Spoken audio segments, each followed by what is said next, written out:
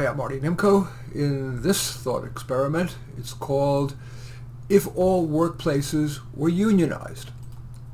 Unrealistic thought experiments can be mind-expanding precursors to practical brainstorming. And in that spirit, I have concocted a number of thought experiments. Today, what if all workplaces were unionized? Often, management has power over the workers, and collectivizing the workers improves the balance. The question is, from a cosmic or utilitarian perspective, would greater good accrue from such equalization? On the positive side, there is something unseemly, and that seems to be the most accurate term, unseemly, about the often enormous gap in pay between executives at the top and worker bees at the bottom. Even if the executives are smarter, with rarer expertise, and who work long hours but do not get overtime. They're exempt from overtime by law. Another plus, unions have in the past won safety rights for workers that in retrospect seem obvious and only fair, such as workers' compensation if injured on the job. On the negative side, like all bureaucracies, there's mission creep in many unions. For example, with much union dues going not for example, negotiating for their members, but for furthering their leadership's political agenda, disproportionately supporting leftist candidates, with the union's rank and file, ironically supposed to have power, is powerless to do anything about it.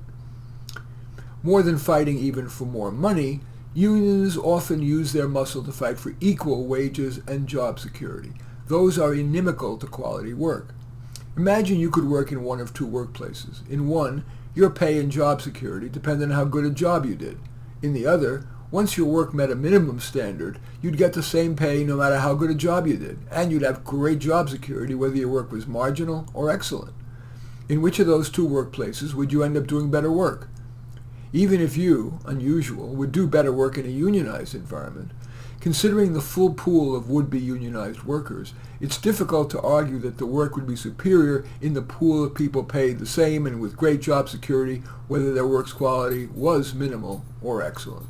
Indeed, when one looks at the track record of unionized industries, for example, steel, cars, or teaching, it's difficult to argue that unions have yielded better results. For example, few would argue that cars built by the unionized GM, Ford, and Chrysler are better than cars built by the non-unionized Toyota, Honda, or Tesla. And can anyone reasonably argue that the union, having won teachers lifetime tenure after just 2 or 3 years, is a good thing? Teaching is hard, and many teachers burn out after 5, 10, 15, 20 years, yet are protected for life, hurting kids year after year. If unionization were extended to all, from physicians to clerks, it's difficult for me at least to imagine humankind net being better.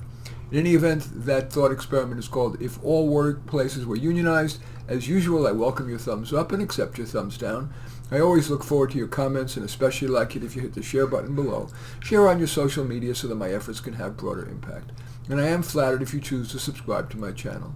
And I'd certainly welcome you checking out any of my 28 books. They're all on Amazon. Just go to Amazon and search on my name, Marty Nemko, Nemko, and you will find more than you can stomach. In any event, I do thank you for watching. I am Marty Nemko.